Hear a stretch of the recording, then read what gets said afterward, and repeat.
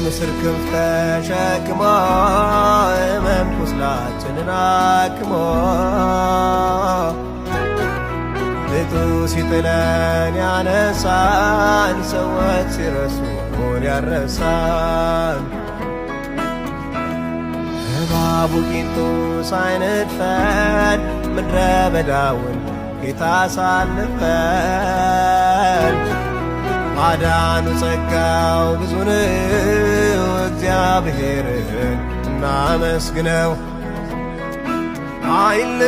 አይለወጥም አይለወጥም ከዙፋኑ ላይ አይለወጥም። ብዙ አየን ብዙ አየን ጌታ ብቻ ነው የማይለየን።